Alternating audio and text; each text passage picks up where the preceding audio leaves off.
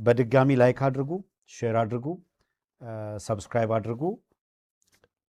የፋኖ እንቅስቃሴ በተመለከተ በቀጠናው ምን ይመስላል የሚለውን እነግራችኋለን። በነገራችን ላይ የበለሳ አካባቢ እልህ አስጨራሽ ውጊያ ነበረ። የአፋብህን የአማራ ፋኖ ብሔራዊ ንቅናቄ ከአብይ አህመድ ጦር ጋር በለሳ ላይ ሲያደርግ የቆየው ውጊያ ድሉ ወደ ፋኖ አዘንብሎ በለሳን ምስራቅና ምዕራብ በለሳ ላይ ነው ከፍተኛ ውጊያ ሲደረግ የነበረው። በለሳን መቆጣጠር የሚያስችል ሁኔታ ተፈጥሮላቸዋል። ይሄ በጣም ትልቅ መነጋገሪያም ሆኗል። እናመሰግናለን። ዮሐንስ ሰይፉ የምን ጊዜም የአማራ ፋኖ ብሔራዊ ንቅናቄ የአማራ ፋኖ አንድነት ከተመሰረተ በኋላ ከባዱ ፈተና ቀደም ሲል ስንናገር የነበረው ይሄ ድርጅት ሊገጥመው የሚችለው ከባድ ፈተና በተለይ ኦህዴድ የሚከተለው ስትራቴጂ በይሆናል አይደለም። ይኸውላችሁ በትክክለኛ መረጃ ኦህዴድ የሚከተለው ስትራቴጂ ምንድን ነው የሚለውን ተናግረን በመረጃ አምጥተን ነው። ገና ዝግጅት ሲያደርጉበት ነው። በምን መልኩ እንሂድ ብለው የኤርትራን ጉዳይ ያነሱት የአማራን ትግል ለመቀልበስ የሚያስችል ቤስት ስትራቴጂ ብለው ነበር ያመጡት። ሳይሳካ ሲቀር ከትግራይ ኃይሎች ጋር ተነጋግረው አብረን ፋኖን እናጥቃ መስመር እናስይዝ የሚል ነገር ሰው ከኦህዴድ ጋር ሆኖ ህወሓትን ልዋጋ የሚል ካልኩሌሽን የማይሰራው ለዛ ነው። ከዚህ በፊት ተደርጓልም። ኢትዮጵያን እናድናት ከጁንታና አስጥላት ኑን ዝመት ካለ በኋላ ጅብ ናችሁ ነው ያለው። ከዛ በኋላ እንደ ጅብ ጎን ለጎን ሄደናል ነው ያለው። እንዳይጥ ከየጉድጓድ እያወጣን እንገለዋለን ብሎ ነው የዛቱት። ያንን ዛቻ የዛተው ማን ነው? ግርማይ ሽጥላ ዛሬ የለም። ስለዚህ በቅደም ተከተል የጠላት ልየታ ብናወጣ የምንሄደው በዚህ መንገድ ነው ሊሆን የሚችለው። ከሱዳን ጋር ብትደራደር ምንድን ነው የምታደርገው? ሱዳን እኮ የኢትዮጵያን ግዛት ወስዳለች አይደለ? የጎንደርን መሬት ወስዳለች። ተታኩሰዋል፣ ገለዋል፣ ተጎሎባቸዋል።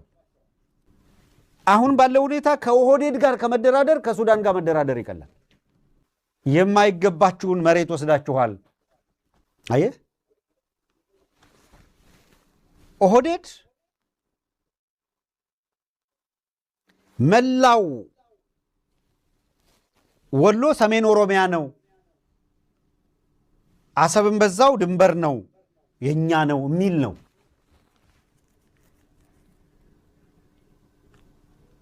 ቲፒኤልኤፍ ትክክል ነው እያልኩ አይደለም። አላማጣን አልፎ ከመጣ መሄድ አቅዶ ነው ሊሆን የሚችለው አይደለም።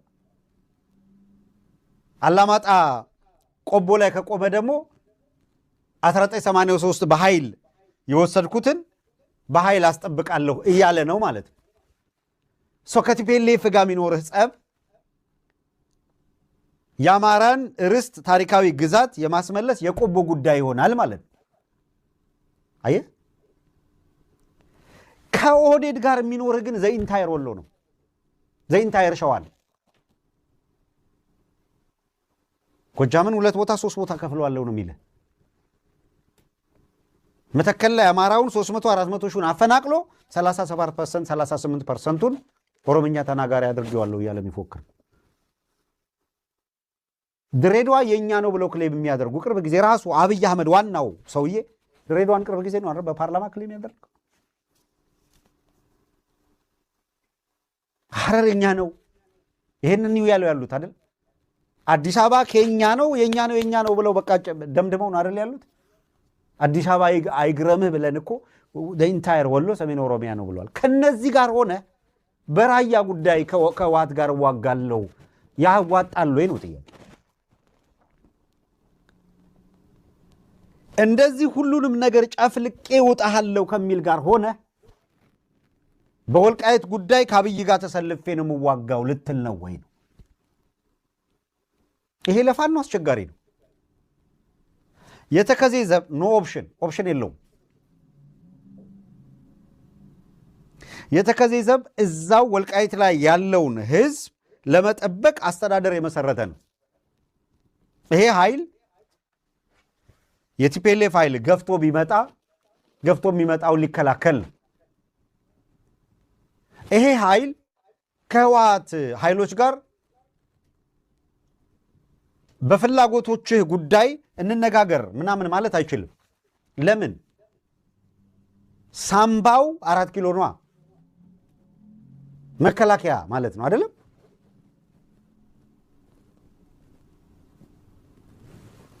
በአማራ ህዝብ ላይ በጠላትነት እስካልተነሳ ድረስ ለምን ትዘምትበታለህ? ለምን ታጣጥለዋለህ?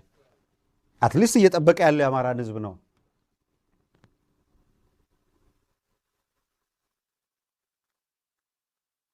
አትሊስት ከቆቦ የአብይ አህመድ ወታደር ያምናውን የካቻ ምናውን ደግሞት ሲፈረጥጥ ህዝቡን ለመከራ እንደዳረገው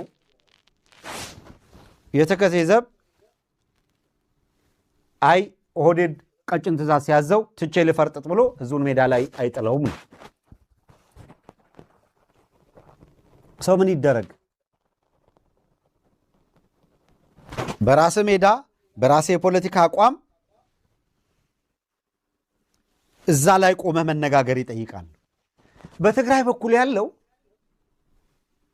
አዲግራት የኛ ነው ብለው ክሌም የሚያደርጉ የኦህዴድ ሰዎችን የነጌታቸው ረዳ ድቁርናም ይሄን ነው የሚያሳየው። አዲግራት አዲጋራ ነው፣ መቀሌ መቀለ ነው፣ ሽሬ ምናምን ነው እያለ ስም የሚያወጣና ተሻግሮ ኤርትራ ሄዶ ስለ ባረንቱ የኛ ነው እያለ የሚዘረዝርልህ አካል ጋር እሬቻን በሚቀጥለው ዓመት መቀሌ እሬቻን ቀይ ባህር እናከብራለን ከሚለው አካል ጋር ሆኖ አማራው ሊዋጋ ነው የኤርትራ። ምንም እንደዚህ አይነት እብደት ውስጥ አይገቡም። ምክንያቱም ለኤርትራ ዋነኛ የህልውና ስጋት ማን ነው የሚለውን እነ ሽመልስ አብዲሳ ነግረዋቸዋል። ኤርትራ የኛ ነው ብለዋቸዋል። አስመራ ሄደን እናፈርሳቸዋለን፣ መጠን እናፈርሳለን ብለዋቸዋል። አሰብን እንመጣለን፣ በኃይል ነው የምንቆጣጠረው፣ ኤመሬት ካለች አለች ነው እና ተልኳን እንፈጽማለን እያሉ ነው ያሉት። ሰው ምንድን ነው ከዚህ ተነስታችሁ ልትሉ የምትችሉ? የትኛው ነው ትክክል ሊሆን የሚችለው? እና አንዳንድ ጊዜ በጣም ግብታዊ የሆኑ እንቅስቃሴዎች አንድ እርምጃ ወደፊት አይወስዱንም። መለስ ብሎ ማሰብ የሚጠይቅበት ጊዜ ላይ፣ ቆም ብሎ ማሰብ የሚጠይቅበት ጊዜ ላይ ነው። በጣም ኦልድ በሆነው ፖለቲካ ላይ አንርገጥ።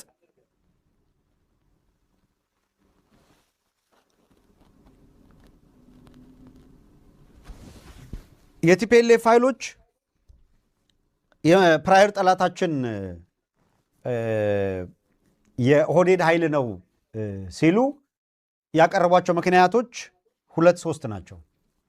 ከነዚያ ምክንያቶች መካከል አንደኛው ለምሳሌ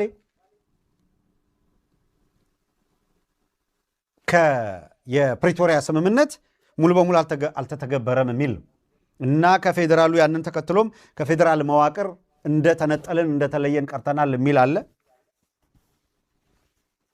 ዲማንዶች አሏቸው። በጦርነቱ ሂደቱ ስለደረሰው ነገር ምንድነው ተገቢ የሆነ መልሶ ማቋቋም ያልተደረገም፣ ርስት የሚሏቸው አልተመለሱም፣ ወዘተረፈ የሚሉ ጥያቄዎች የሚያነሱት። ይህንን ብለው አንስተው ሲያበቁ ታክቲካሊ በተለያየ መንገድ ባለፈው ጊዜ ካደረሰው ጉዳት በላይ በተለያየ መንገድ ሌላ ጉዳት እያደረሰ ነው የሚል ነገር ነው ያነሱት። አንዳንዶቹ በደንብ ላንሳው ይህን ነገር ፓራዶክሱን እናንሳው ውስጥ በተንተን አድርገን እና አንዳንዱ እንዴ ቲፒኤልኤፍ 27 ዓመት ያንን ሁላ ግፍ የፈጸመ አካል ጋር ለምሳሌ የትሩዝ ኤንድ ሪኮንሳይሌሽን ኮሚሽን ተቋቁሞ ተጣርቶ ወንጀለኛ ተጠያቂ ይሁን፣ በደል ያደረሰው ተጠያቂ ይሁን፣ የአማራ ህዝብ ዲዘርቭ የሚያደርገውን ፍትህ ያግኝ፣ ተገቢውን ካሳ ያግኝ ብሎ መጠየቅን ያለበት ያለው አመራር ብለህ ስትል አይ በፍጹም ከነዚህ የህወሓት ኃይሎች ጋር ምናምን ይልሃል ማለት ነው። በጣም የረሳችሁት ነገር እንደዚህ የምትሉ ሰዎች ላስታውሳችሁና በቀዳሚ ባለፈው ጦርነት የህወሓት ኃይል ሸዋ ድረስ መጣ አይደል እንዴ? እነ እሸቴ ሞገስ እነ ይታገሱ እሸቴ በቃል ኪዳን የተሰውለት፣ እነ ሞላ ደስዬ የተሰውለት፣ እነዚያ ሁሉ ህፃናት እነዚያ ሁሉ ወጣት የተደፈሩበት ያ ሁላ ውድመት የደረሰበት ጦርነት አማራው አንድ የኔ የሚለው ተወካይ በሌለበት እኮ ኦህዴዶች ዲል አድርገው ታርቀናል ብለው ነው ፋይሉን የዘጉት።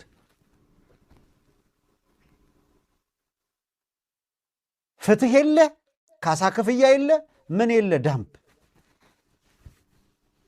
ከ27 የመጀመሪያ 27 ዓመት ህወሓት በበላይነት የገዛበት ዘመን ያልክ ወደ ኋላ እያሰላን የትላንትናውን እየነገርናችሁ እኮ ነው። ዞር በሉን የተባል ነው አይደል?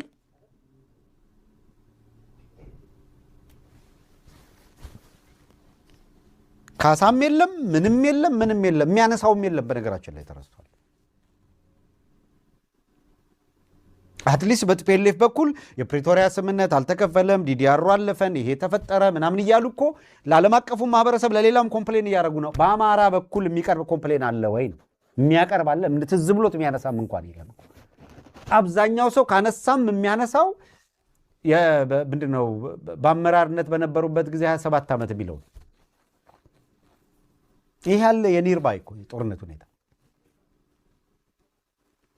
ማን ነው? ያንን ቴክኒካሊ አመቻችቶ አማራው እንዲወድም ደግሞ ያመቻቸው ማን ነው? እነ ታዬ ደንደዓ መጡ። አቅዶ ነው አማራን ያስወደመው። በቃ መመታት አለበት ብሎ ኦህዴድ ነው ይሄንን የሰራው ብለው የራሱ ሰዎች ደግሞ አጋለጡ፣ አረጋገጡ።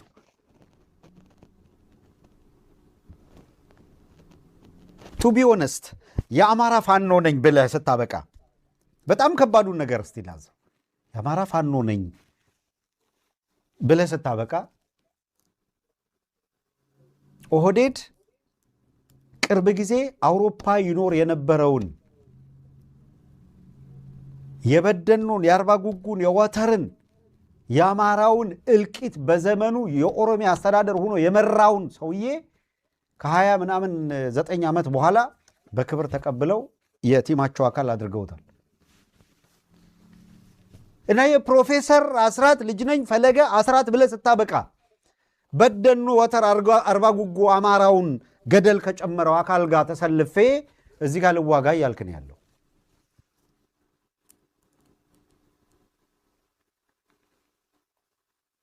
ያለፈውን መቁጠር ብቻ አይደለም። ያለፈውን ስትቆጥር ቲፒኤልኤፍም ጋር የምትቆጥረዋል። አሁን ደግሞ በንጽጽር አመጣውልና ባንኩንም ይዘዋል፣ ታንኩንም ይዘዋል።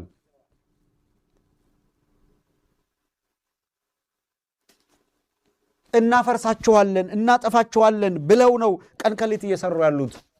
ምን ምርጫ አለህ? እነዚህን አካል ቆርጠህ ከመታገል ውጪ ባኬን ፎርስ ወደኋላ ወደፊት ብትል ምንድን ነው የምታተርፈው?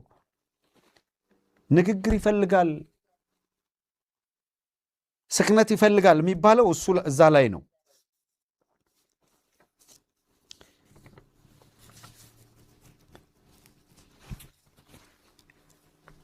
የአብይ አህመድ አማካሪ የሆነው የቀድሞ የትግራይ አስተዳደር ፕሬዚዳንትም ሆኖ የሰራው ጌታቸው ረዳ የህወሓት ባለስልጣናት የስልጣን ጥም ያለባቸው ግለሰቦች ናቸው። የትግራይን ግዛት ይኸውልህ ተመልከት። ጌታቸው ረዳ ያደረገውን ንግግር ነው ማነሳል። የትግራይን ግዛት ወደ ሌላ ዙር ጦርነት የትግራይን ግዛት ወደ ነበረበት በማስመለስና ተፈናቃዮችን ወደ ቀያቸው በመመለስ ሽፋን ትግራይ ወደ ሌላ ዙር ጦርነት እንድትገባ ነው እያደረገ ያለው። ይሄንን ሲልህ ተፈናቃዮችን ወደ ቦታቸው መመለስና የትግራይን ግዛት ማስመለስ ምናምን የሚለውን አምንበታለሁ ነው የሚልህ እኮ። አፈርስልሃለሁ፣ አፍርሼ መልስላችኋለሁ ብሎኛል የሚለው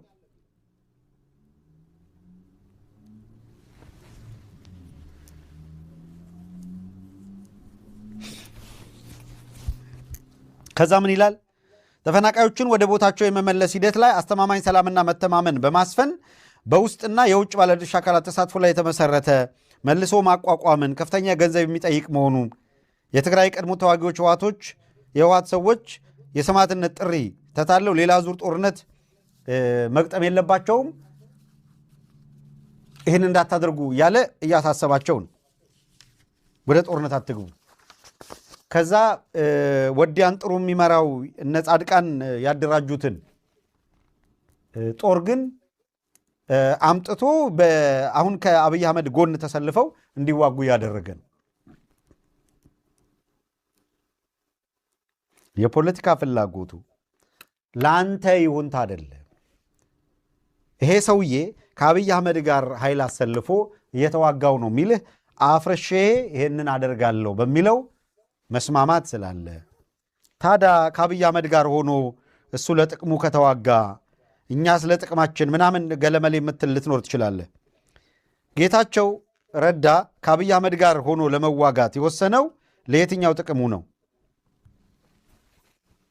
አሁን ከትግራይ ጋር የተያያዘውን የተነሱትን ጥያቄዎች በተመለከተ ነግሬያለሁ።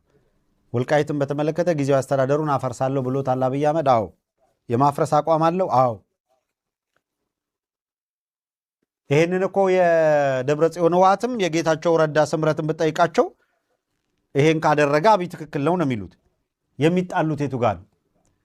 ጌታቸው ረዳ ይሄ ከሆነ በኋላም ራስ ገዝ አስተዳደር ይሆናል፣ እነ ኮሎኔል ደመቀ የሚመሩት ኃይል ፈርሶ ይባረራል በሚለው ከአብይ አህመድ ጋር ተስማምቷል። የነ ጻድቃን ምናምን ግሩፕ ደግሞ የነ ኮሎኔል ምናምን አስተዳደር ከፈረሰ እኛን አስተዳደር መተን አፍርሰን ወደ እኛ መልሰን ስታትስ ኳንቴ ገለመሌ ነው የሚሉት። እዛ ጋር አለመግባባት አለ።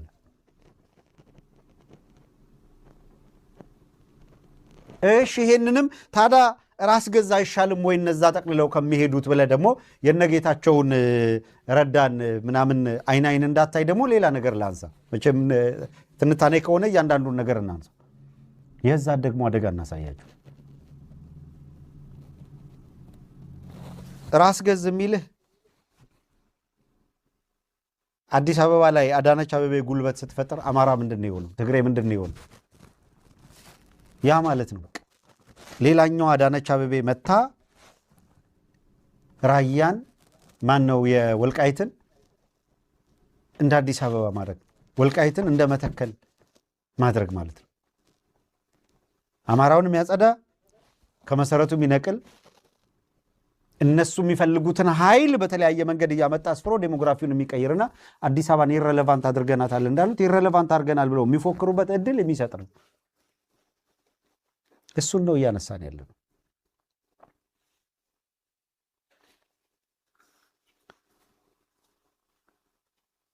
በድጋሚ መልሰን መላልሰንም ማጤን የሚገባን ነገር ካለ እነዚህን ሁኔታዎች እንደ ቀልድ የምናልፋቸው ጉዳዮች አይደሉም።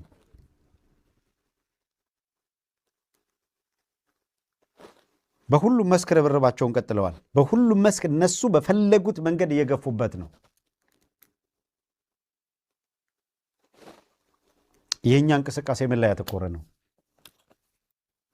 አሁን አይታችሁ ከሆነ የማህበራዊ ሚዲያ ጫናውና ውርዋሬው እየበዛ በሄደ ቁጥር የፋኖ ኃይሎች ነገሩን ሰክነው አይተው ገምግመው ይሄንን በዚህ መንገድ እናየዋለን፣ እንመልሰዋለን፣ በዚህ ጉዳይ ላይ አቋም አለን ለማለት ፈተና ይሆንባቸዋል።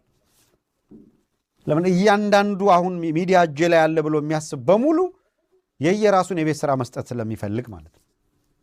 በነገራችን ላይ ትግራይ ላይ ራሱ 17 ደርሰዋል ለካ የፖለቲካ ድርጅቶች አብይ አህመድ ከመጣ በኋላ የተፈለፈሉ ድርጅቶች ሁሉም የየራሳቸው ኢንተረስት ምናምን አላቸው። በዚሁ አጋጣሚ በአገር ውስጥ የኢሃፓን መያድን ጨምሮ 5 የተቃዋሚ ፓርቲዎች በቅርቡ መሰረቱት የተባለው ድርጅት ትብብር ለኢትዮጵያ አንድነት የሚል ነው። የነዚህ ከፍተኛ አመራሮችን ከአሜሪካ ኤምባሲ ጥሪ ተደርጎላቸው ውይይት ማድረጋቸው ተሰምቷል። የቅንጅቱ አባላት ያነሷቸው ጥያቄዎች አሉ። በንጹሐን ዜጎች በሚፈጸሙ ጥቃትና በፖለቲካ ምህዳሩ መዘጋት ላይ ያተኮረ ውይይት ማድረጋቸውን፣ የፖለቲካ ምህዳሩ ነገሮች ሁሉ ወደ ጦርነት የሚያመሩት አገዛዙ የፖለቲካ ምህዳሩን በሙሉ በመዝጋቱ የተፈጠረ ስለመሆኑ ለአሜሪካን አስረድተዋል ለባለስልጣናቱ። ምህዳሩ ሞር እየጠበበ በሄደ ቁጥር አሁንም የጦርነት በትሮች እየሰፉ ነው የሚሄዱት የሚለውን አስረድተዋል። በትጥቅ ትግል ላይ ያሉ አካላት ወደ ሰላም እንዲመጡ ፍላጎት እንዳላቸው ገልጸዋል። ነገር ግን በትጥቅ ትግል ላይ ያሉት ወደ ሰላም ሊመጡ የሚችሉት በሰላም እየታገሉ ያሉት ምህዳሩ ሲዘጋባቸው አይደለምና የኢትዮጵያ ሁኔታ እጅግ በጣም አሳሳቢና አስቸጋሪ ሁኔታ ላይ ነው የሚለውን በዝርዝር ማስረዳታቸውን ገልጸዋል።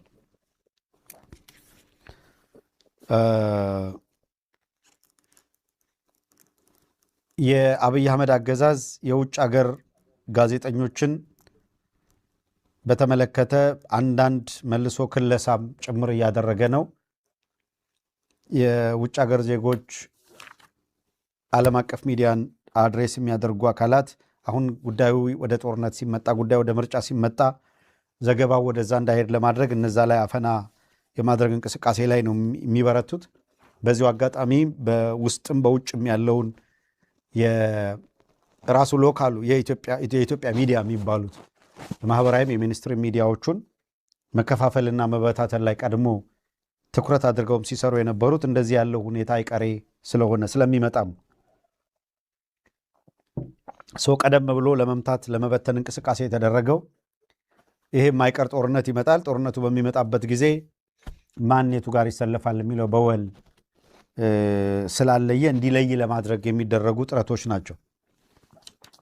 አሁንም ዘግይታችሁ ለገባችሁ መረጃው እንዲኖራችሁ የአብይ አህመድ አገዛዝ ከራያ ቆቦ ሙሉ በሙሉ ለቆ ወጥቷል። ሌሊቱን ወታደሩን አሽሽቷል። ወደኋላ በማፈግፈግ የእጁ ላይ ቆቦ ላይ መጥቶ ነው የሰፈረው። እዚህ አካባቢ መጥቶ ሰፈራ በማድረግ ወደ ጋሸና ጥቃት የሚሰነዘር ከሆነ ራሱን ለመከላከልና ቲፒኤልኤፍ ውጊያ የሚያደርገው ወደ 4 ኪሎ ለመጓዝ ፍላጎት ይዞ ነው የሚል ግምገማ በአንድም በኩል እየተነሳ ስለሆነ ማለት ነው። ቀደም ሲል የነበረው ስምምነት እንዲታደስ ግን አሁን እንደገና መልሶ እያነጋገረ ነው የሚገኘው። ከቲፒኤልኤፍ ኃይሎች ጋር እየተነጋገሩ ነው የሚገኙት። የተወሰነ ኃይል ወደ አፋር ሚሌ አቅጣጫ እንቅስቃሴ ማድረጋቸው የጦርነቱን አድማስ በከፍተኛ ሁኔታ እያሰፋው ነው። ጦርነት ያው እንደምታውቁት ኢኮኖሚ ይፈልጋል። ይሄ አየር ኃይል ድሮን ምናምን የሚለውን ጀስት ተረት በሉት። አሏቸው በርካታ ድሮኖች ሊያሰማሩ ይችላሉ። እውነት ለመናገር የድሮን ስምሪቶችን እንቅስቃሴ ለመግታት የሚያስችል የአንታይ ድሮን ደግሞ በስፋት የታጠቁ አካላት አሉ። ሁለተኛ አሁን ባለው ሁኔታ ድሮን እየተጠቀመ ያለው የአብይ አህመድ ቡድን ብቻ ነው። ይሄ ጦርነት ግን በፉል ስኬል ከተገባ እና ጉዳዩም ኤርትራም ሱዳንም ተጎድተው ከገቡበት የአብይ አህመድ ብቻ ወይም ኦህዴድ ብቻ ሳይሆን ሌላኛው ተዋጊ ኃይል የድሮን ታጥቆ የሚታገልበት ሁኔታ እየሰፋ ይሄዳል። በዚሁ አጋጣሚ በቅርቡ ብርሃኑ ጁላ የአንድ ዓለም አቀፍ ይሄ ፋየር ፓወር ነው ምናምን የሚባል ድርጅት የሚያወጣውን በየዓመቱ በየጊዜው የሀገራትን የመከላከያ ኃይል በተመለከተ የሚያወጣው ኢንዴክስ አለ። በዚያ ውስጥ የኢትዮጵያን ደረጃ ከፍ እንዳለ ገልጿል በሚል ነበር ያነሳው። ይሄው ድርጅት በእርግጥ ባወጣው ሪፖርት ላይ ለምሳሌ ከጠቀሳቸው ነገሮች ኢትዮጵያ አሁን ባለው ሁኔታ 25 ተዋጊ ጀቶች ሚጎች እና አይ ቲንክ ሱ 27ን ጨምሮ መታጠቃቸው ኢትዮጵያ መታጠቋን ይገልጻል። 25 አላት ይላል። በጣም የሚገርመው ኤርትራ ደግሞ 20 አላት። በኢትዮጵያና በኤርትራ መካከል ያለው ልዩነት የ5 ነው ከተዋጊ ጀቶች ወይም ከተዋጊ አውሮፕላኖች አንጻር። ነገር ግን ኮምባታንትን የወታደር ብዛት የተጠባባቂ ወታደር ብዛት እና ሌሎች ጋር ሲሄድ ልዩነታቸው እየሰፋ ይመጣል። ያም ሆኖ እንደምታውቁት የጦር ምንድነው የአውሮፕላኑ የምናምኑ ግዝፈት እንዳልሆነና የመዋጊያ ኮዝ እና የተዋጊው ብቃት መለኪያ መሆኑ ማሳያው ኦህዴድ የመለመለው ጦር በሙሉ አማራ ክልል ገብቶ 3 ዓመት በመዋጋት ራሱን እየበታተነ ያለ ኃይል እንጂ አቅም ኑሮ ተዋግቶ አንድ እርምጃ አንድ ጋት ወደፊት የሄደ ኃይል አይደለም። ለዚህም ነው ኦህዴድ ራሱን ችሎ ከኤርትራ ጋርም ከቲፒኤልኤፍም ጋር ቢገጥም አስቸጋሪ ሁኔታ እንደሚገጥመው ስላወቀ ነው ከዚህ በፊት በነበረው ጦርነት ሁሉ ታምረኛ እያለ ሲያወድሰው የነበረው የአማራ ኃይል ተክቶ እንዲዋጋለት ፍላጎት ይዞ የሚንቀሳቀሰው።